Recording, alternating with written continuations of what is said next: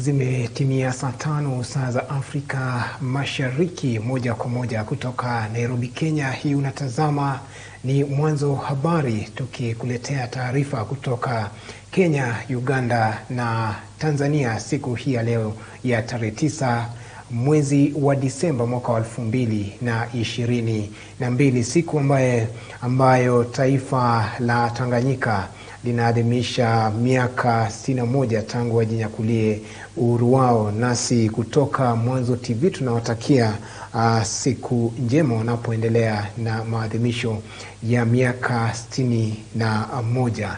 Hebu sasa mtazamaji, ni kufahamishe tu kwamba ni matangazo ambayo unayapokea katika mitandao yetu ya Facebook na Twitter, ambapo tunapatikana kama @Mwanzo TV na pia @Victor Wanaswa. Tuanzie hapa nchini Kenya mtazamaji, na muungano wa Azimio umeelezea sababu ambazo zilipelekea wao kuweza kufuta mkutano ambao ulikuwa umepangwa kufanyika sambamba na maadhimisho ya siku ya Jamhuri siku ya Jumatatu. Kiongozi wa walio wachache katika bunge la kitaifa Opiyo Wandayi ameweza kuelezea hayo katika mkao na wanahabari katika majengo ya bunge. Viongozi wa muungano wa Azimio wakiongozwa na kiongozi wa upinzani Raila Odinga, aliyekuwa mgombea mwenza Martha Karua na kiongozi wa chama cha Wiper Kalonzo Musyoka walifika katika uwanja wa kihistoria wa Kamkunji, jinsi walivyokuwa wameahidi wafuasi wao. Nairobi hoye! Mkutano huo ukiwa kwa ajili ya kukutana na kushauriana na wafuasi wao kuhusu mustakabali wa taifa la Kenya. Will as many as are of the same opinion say aye? Will those that are of the contrary opinion say no? The ayes have it. Viongozi hao wakitumia jukwaa hiyo kuikosoa serikali ya Kenya Kwanza kwa kuwadaa Wakenya wakati wa kampeni kuwa watapunguza gharama ya maisha, ila siku 100 baadaye mambo yamesalia kuwa magumu hata zaidi. Nakwenda kule kwa mahakama, nitayapata pesa, nitajenga makoti na kadhalika. Sasa wao wanafanya vile rais anataka. Nirudie msingi, tunaona dalili ya kurejeshwa kwa ile udikteta katika taifa letu. Na mimi naambia nyinyi kwamba mpaka wakaje waseme la. Niko tayari kusema no. Niko tayari kusema no. Tofauti ya serikali ya kuchaguliwa na ya unyakuzi ni ya kwamba ya kuchaguliwa inajali masilahi ya wananchi, lakini ya kunyakua wanajali tumbo zao. Miezi 3 wamekuwa wakijali tumbo zao, hawajaingia kwa mambo ya kusaidia Wakenya, na ndio ukaona bei ya unga iko juu bado. Bei ya maamuzi ya Supreme Court, lakini hatukubaliani naye. Tunaheshimu. And we know there's been capture of the judiciary. This matter is heavy in my heart, is heavy. I congratulate the Law Society of Kenya from being what they should be, pointing at the mistakes in the judiciary. Sasa wakiwataka Wakenya kuchukua bila kulipia fedha za hazina ya Hustlers iliyozinduliwa na Rais Ruto hivi majuzi. Ruto mpaka zuiliwe kuteua tume nyingine ya uchaguzi ambayo ni yake ni kama kazi yake. Kama amefanya maisha kuja kwa uchaguzi katika taifa letu. Wale mzuri. Wale mzuri. Sasa ni maneno Leke nchini Tanzania mtazamaji, na Rais Samia Suluhu Hassan amesema katika muda wa miaka 2 ya uongozi wake amepata kuona kuwa baadhi ya watu wasio na uwezo wa kumudu kasi yake ya uongozi. Rais Samia ameyasema hayo katika mkutano mkuu wa 10 wa chama cha CCM ambao uliweza kufanyika jijini Dondoo.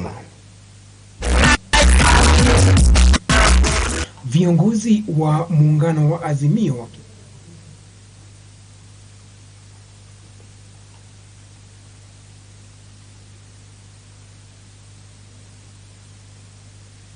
panapohitajika, kwani hakuna maendeleo yanayofikiwa katika nchi pasipo ukusanyaji wa tozo.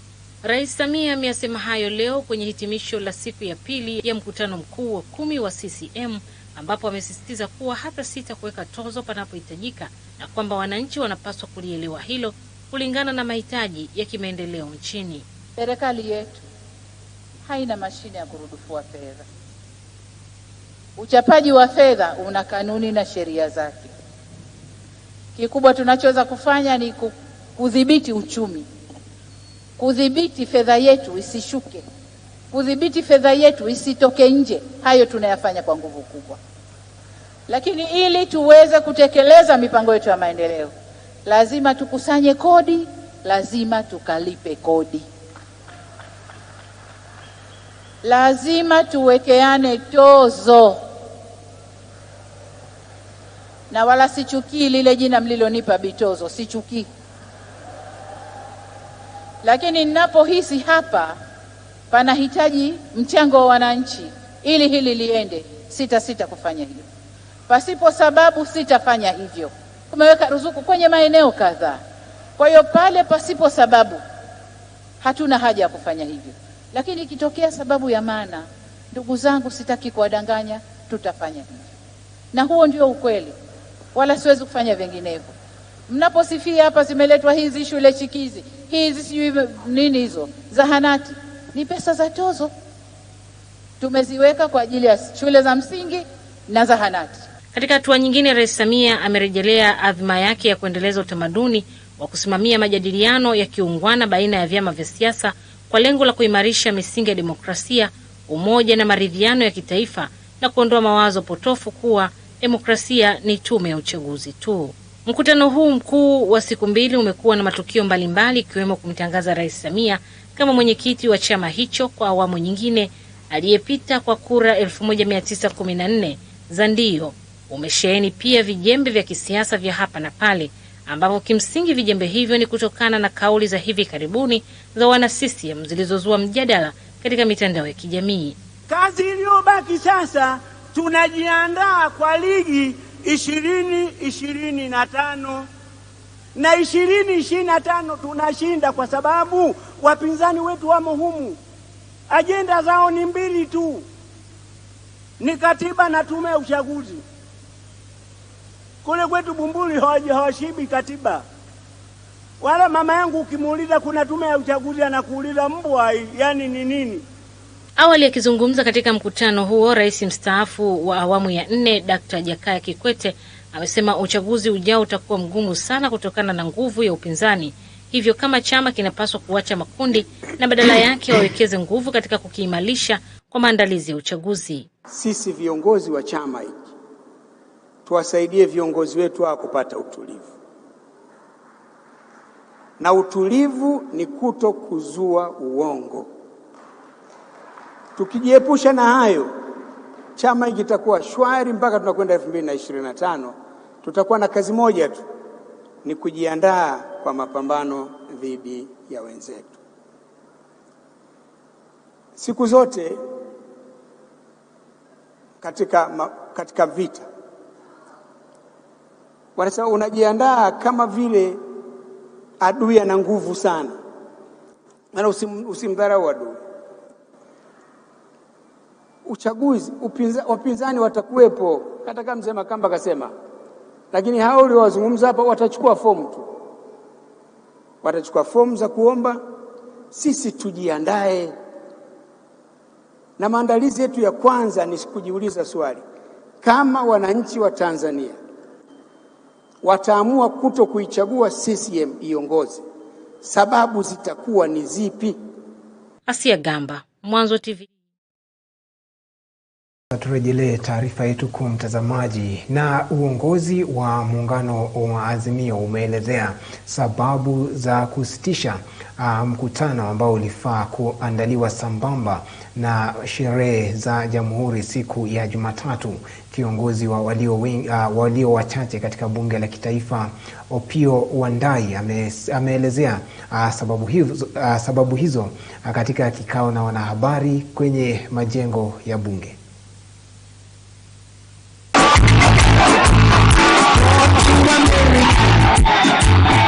Ni katika mkutano wa Azimio la Umoja katika uwanja wa Kamukunji hapo jana, ambapo kiongozi wa muungano huo Raila Odinga alishikilia kuwa wataandaa mkutano sambamba na wa Rais William Ruto wakati wa sherehe za Jamhuri. Rais atakuwa na sherehe yake kule Nyayo Stadium, lakini sisi na Wakenya wenzetu tutaenda kule Jakaranda. Hata hivyo, uongozi wa muungano huo sasa umejitokeza na kutangaza kusitisha mkutano huo. We wish to announce that the Azimio la Umoja One Kenya Coalition Party will now not hold a parallel Jamhuri Day celebration on 12 December 2022 as earlier planned. The cancellation of this parallel Jamhuri Day meetings has been occasioned by upcoming engagements that will keep the party's top leaders away in the run-up to Jamhuri Day and a few days after. Our planned Jamhuri Day celebration at Jacaranda grounds in Embakasi East constituency have been cancelled. Lakini mbona wakaamua kusitisha mkutano huo ambao ulikuwa mwendelezo wa mikutano ya kuikosoa serikali ya Rais William Ruto? We have noted that out of fear of being outnumbered by the People's Dialogue Forum on the 12th of December,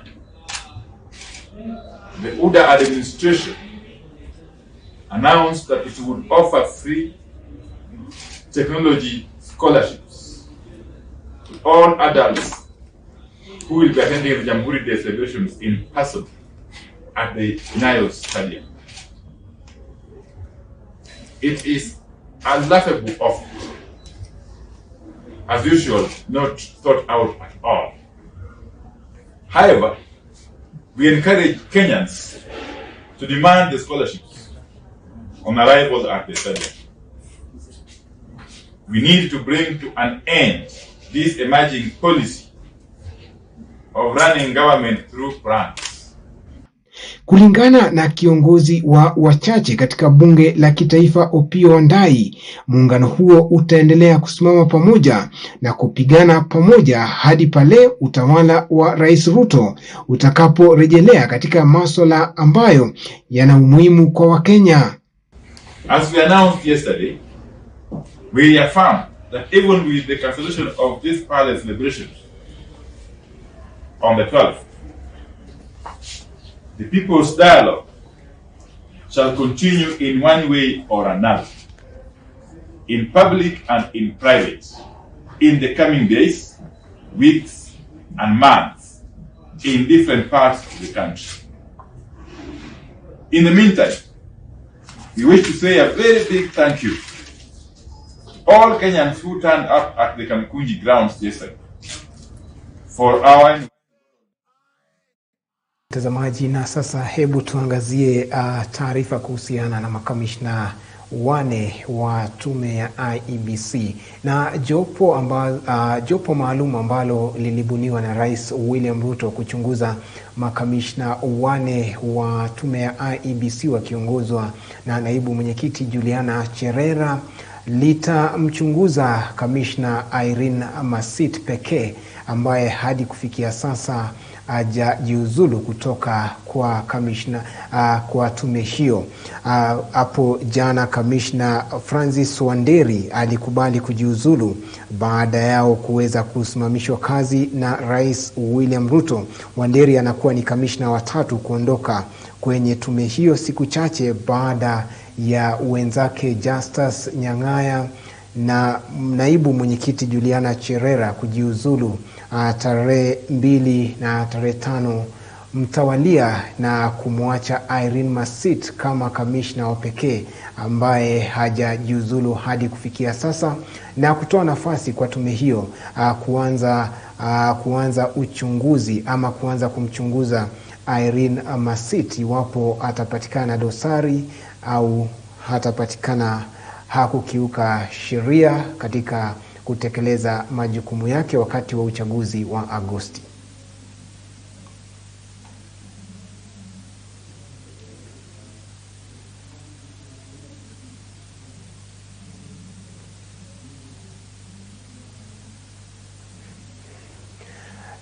Na mtazamaji, sasa hebu tuangazie taarifa kuhusiana na hazina ya hasla. Na shirika la Linda Ugatuzi limeitaka mahakama isimamishe utekelezaji wa hazina ya hasla, hasa masharti ya kulipa mikopo ya hazina hiyo. Shirika hilo linadai kuwa hazina ya hasla si halali kisheria.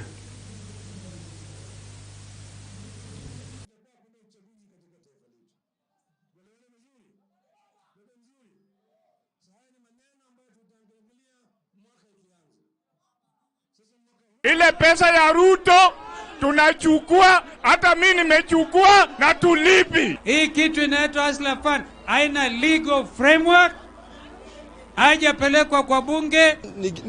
Yani jukumu langu kujua ile sheria iko hapo nyuma ndio nisijifunge na hizi pesa juu najua remit yangu itaenda juu. So Kenyans are being conned, and what I can say, this is your time to con the government. Take that money until they comply. You have no legal opportunity. In fact, the first time when a citizen can con the government, this is the moment. Where is this fund sitting? Another issue we have is that we have a fintech company which is behind this fund. That fintech has not been disclosed. Is it a Kenyan fintech? Is it a Russian fintech? Is it Jose Camago's fintech? Is it from Nigeria? We need full disclosure on that. The Hustler Fund is a very important fund. It has been very well received by Kenyans. I think by yesterday we had about 11 million Kenyans on this. And you cannot say that 11 million people are wrong. Na Rais William Ruto amesema serikali yake itashirikiana na taasisi za elimu ya juu kutengeneza njia ya Wakenya kuimarisha uwezo wake wa kiufundi na kiushindani. Rais Ruto amesisitiza kuwa hatua hiyo itaongeza idadi ya wafanyikazi walio na uwezo wa kuimarisha ukuaji wa uchumi wa taifa la Kenya.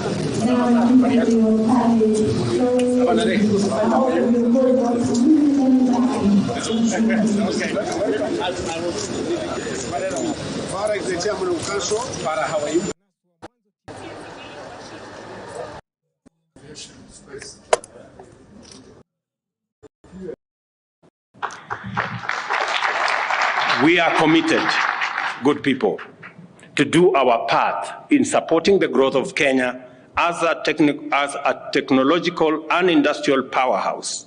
And the starting point for such an endeavor is right here. I direct the Cabinet Secretary for Education to expeditiously work out modalities of government support for graduates of our TVET institutions wishing to pursue further education.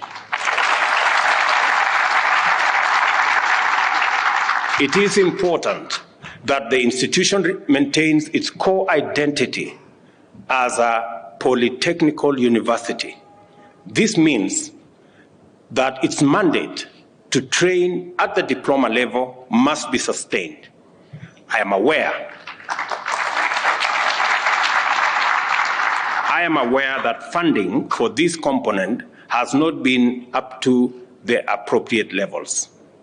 I have already asked the Cabinet Secretary to make appropriate arrangements to ensure that this university lives up to its founding mandate by providing funding for it to continue offering diploma programs.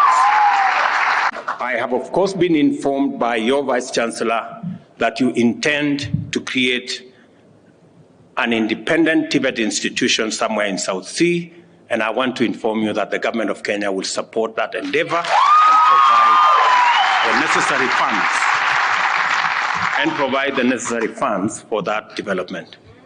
The government will support this important development and facilitate the Tibet College to become a center of excellence that trains Tibet instructors to serve in institutions throughout Kenya. Mr. Vice Chancellor, as we will do our part, I want you to commit that you will indeed train instructors and lecturers for the other Tibet institutions in Kenya. And the Ministry of Education should make necessary budgetary arrangements and provide the necessary resources for the construction of the Tibet College to commence immediately. Your Excellency, we want to give you an assurance that as a ministry, we will be able to work meticulously and expeditiously to ensure that your agenda in Tibet is taken to another level, and indeed that it is effectively achieved, Your Excellency.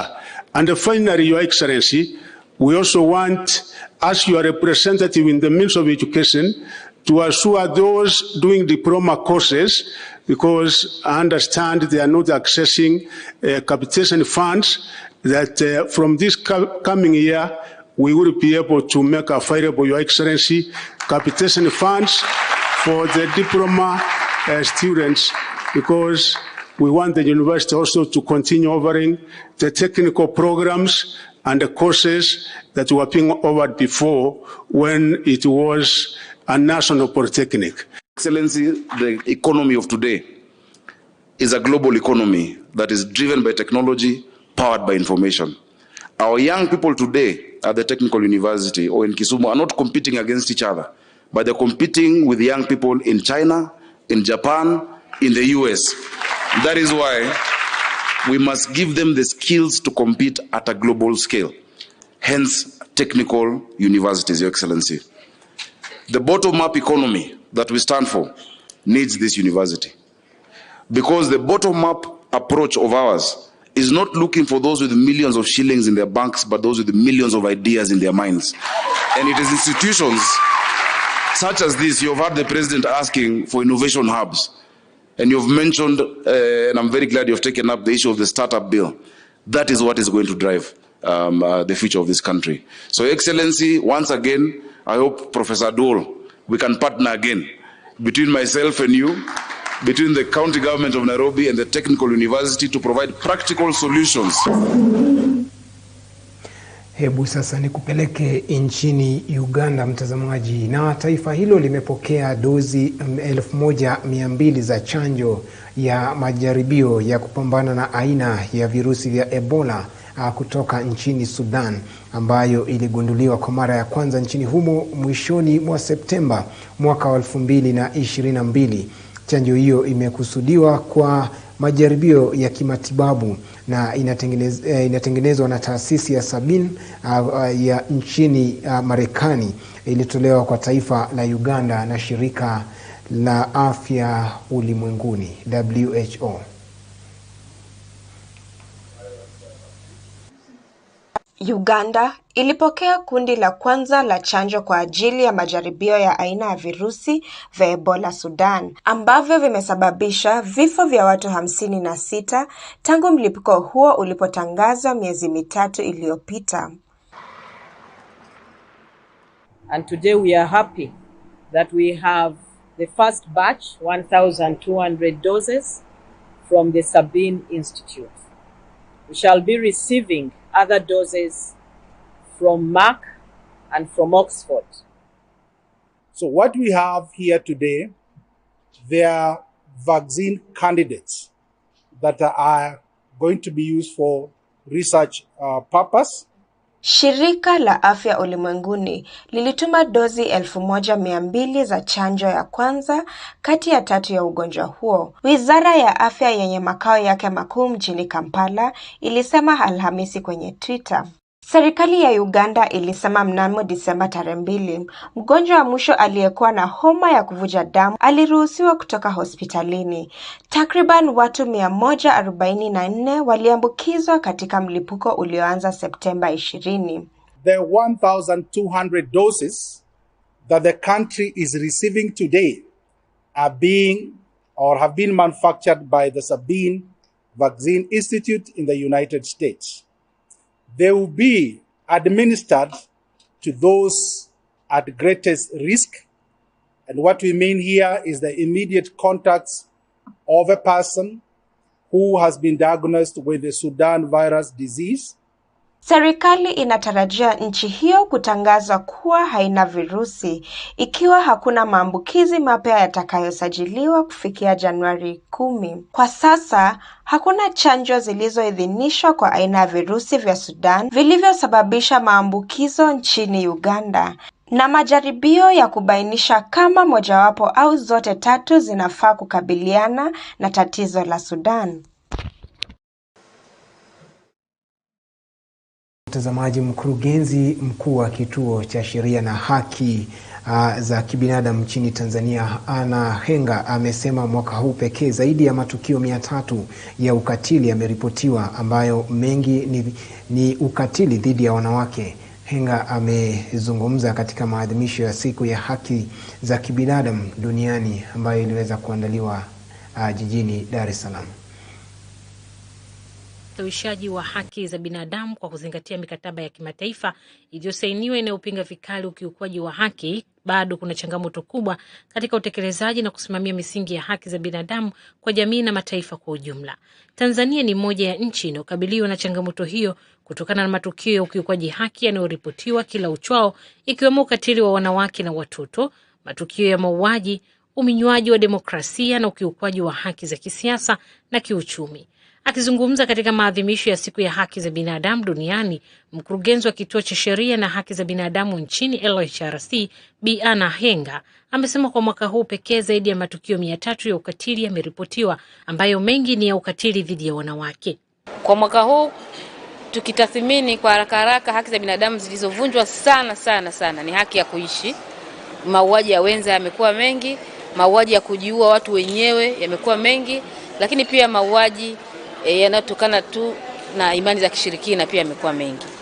Kwa hiyo ni changamoto sana kwenye hili swala la haki ya kuishi. Kwa hiyo ni masuala ambayo inabidi tuyafanyie kazi, na tumepata commitment ya Wizara ya Sheria na Katiba kwamba watafanya kila linalowezekana kurekebisha sera na sheria ili haki hizo ziweze kulindwa vizuri zaidi.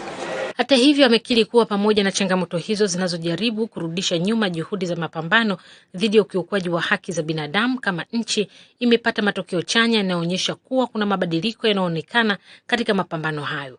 Ana anasema kuwa marekebisho ya sheria mbalimbali, ikiwemo sheria ya ndoa, sheria ya vyama vya siasa, uchunguzi wa kesi kukamilika ndani ya siku 90 ni miongoni mwa mambo ambayo yanatia moyo katika juhudi za ustawishaji wa haki za binadamu. Kuna matukio ambayo yanaongezeka, lakini kuna matukio ambayo yanapungua.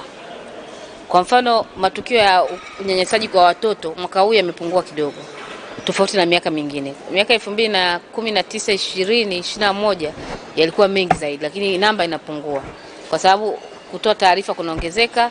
Maafisa ustawi wa jamii tuliwafundisha mwaka 2020, kwa hiyo wanayafuatilia vizuri. Tulifundisha nchi nzima maafisa ustawi wa jamii, kwa hiyo angalau sasa hivi wanafuatilia. Kabla mtoto hajafanywa ukatili tayari wanakuwa wameshaingilia kati kabla mtoto hajapata madhara zaidi.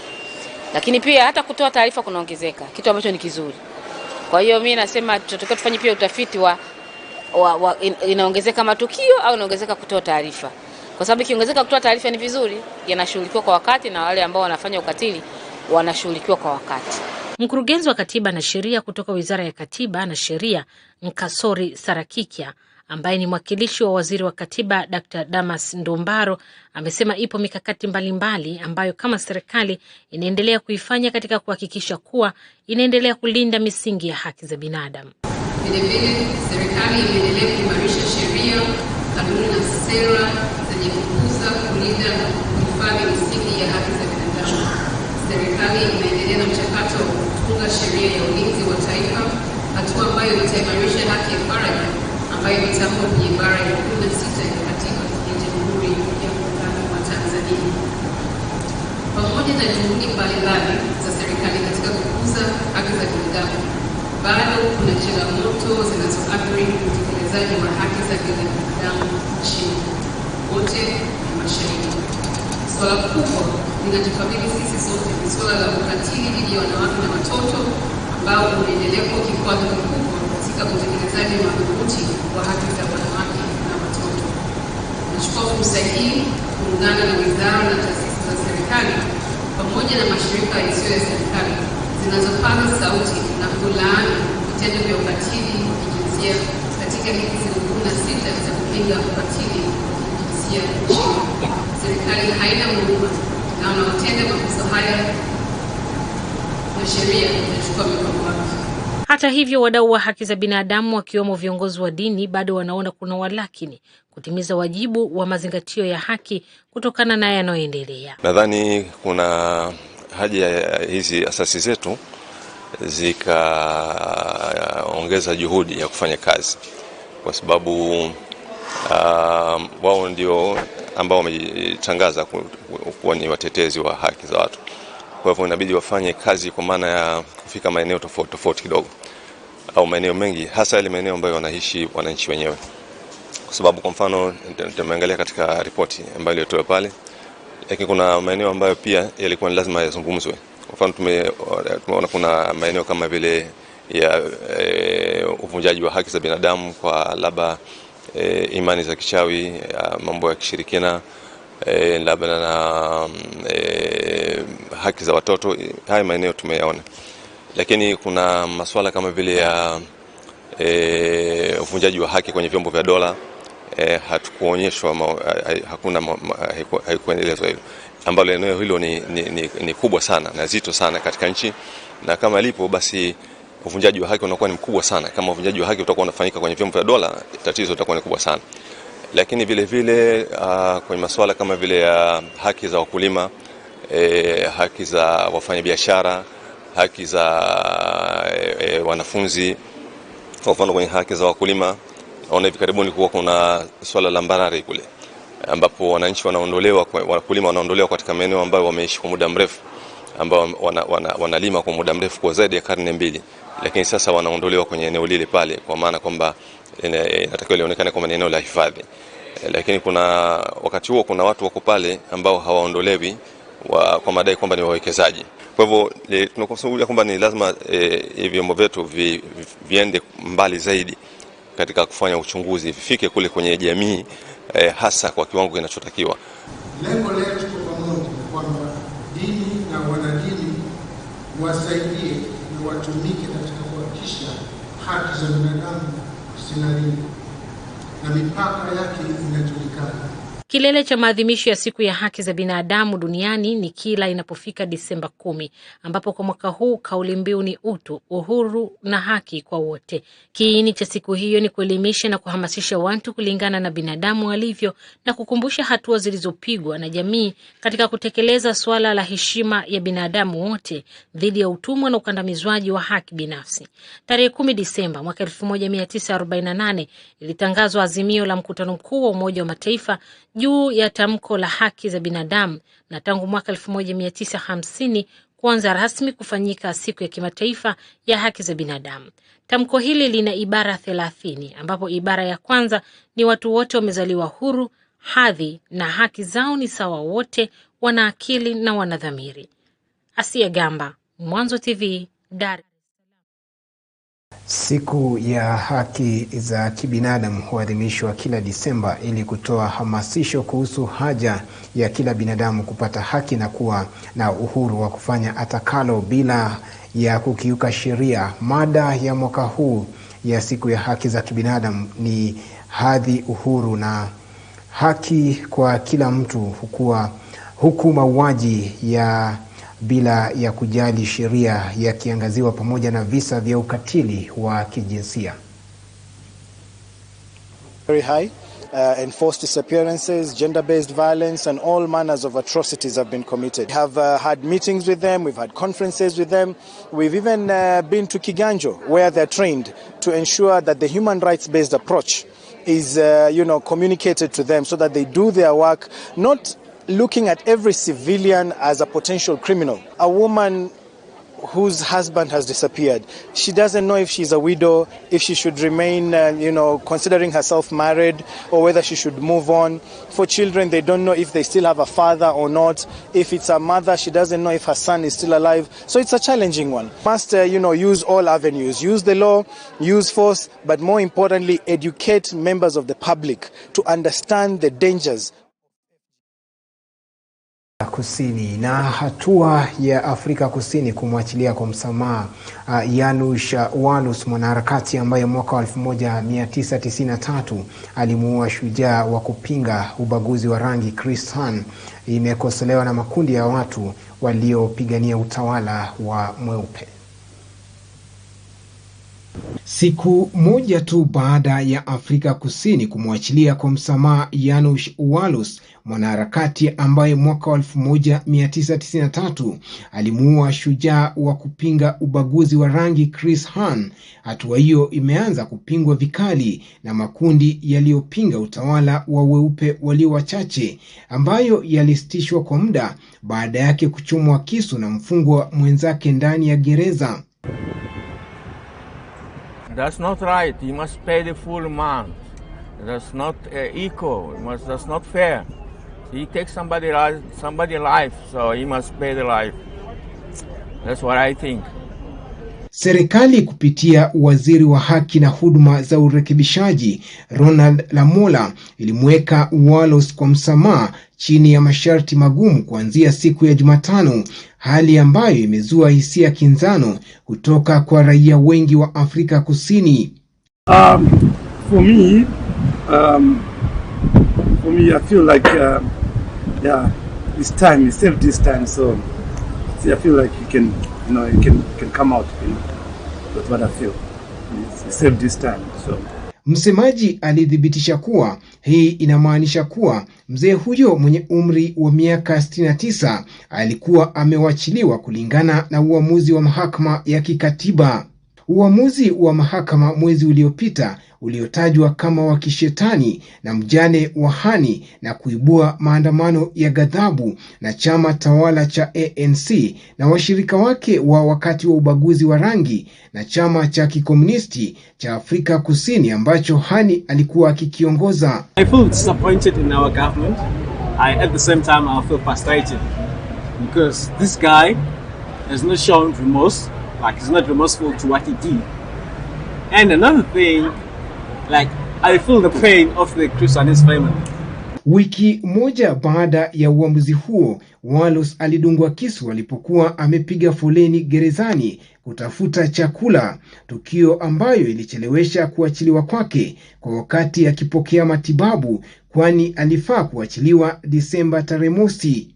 Walus alimpiga risasi na kumuua Hani, mtu maarufu sana na mpinzani mkuu wa utawala wa wazungu, katika barabara kuu ya nyumba yake mashariki mwa Johannesburg, mbele ya binti yake mwenye umri wa miaka 15.